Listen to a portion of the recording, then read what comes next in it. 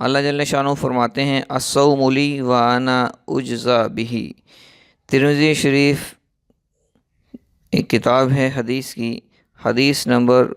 764، یعنی روزہ میرے لیے ہے، لہٰذا میں ہی اس کی جزا دوں گا۔ اور اعمال کے بارے میں تو یہ فرمایا کہ کسی عمل کا 10 گنا اجر، کسی عمل کا 70 گنا اجر اور کسی عمل کا 100 گنا اجر ہے، حتیٰ کہ صدقے کا اجر 700 گنا ہے۔ لیکن روزہ کے بارے میں فرمایا کہ روزے کا اجر میں دوں گا، روزہ میرے لیے ہے اور میں اس کا اجر دوں گا، کیونکہ روزہ اس نے صرف میرے لیے رکھا تھا، اس لیے کہ شدید گرمی کی وجہ سے جب حلق میں کانٹے لگ رہے ہیں، زبان پیاس سے خشک ہے، فریج میں ٹھنڈا پانی موجود ہے،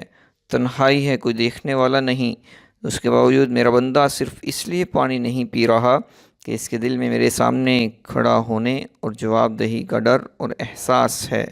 اس احساس کا نام تقوی ہے، اور یہ احساس پیدا ہو گیا تو تقوی بھی پیدا ہو گیا۔ لہذا تقوی روزے کی ایک شکل بھی ہے اور اس کے حصول کی ایک سیڑھی بھی ہے، اس لیے کہ اللہ جل شانہ نے فرمایا کہ ہم نے روزے اس لیے فرض کیے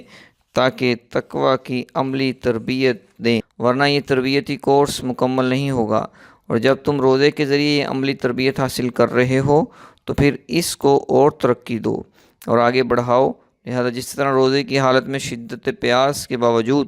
پانی پینے سے رک گئے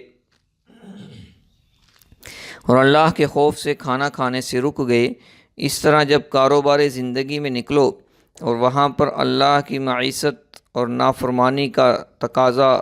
پیدا ہو تو یہاں بھی اللہ کے خوف سے اس گناہوں سے نافرمانی سے رک جاؤ۔ ایک مہینہ ہم نے اس بنیاد پر آپ کو ٹریننگ دی تاکہ 11 مہینے بھی اللہ کے خوف سے، اللہ کے استحضار سے گزار سکیں۔ کاروباری زندگی میں نکلیں تو پھر آنکھ غلط جگہ پر نہ پڑے، کان بھی غلط باتیں نہ سنیں اور زبان سے بھی غلط باتیں نہ نکلیں،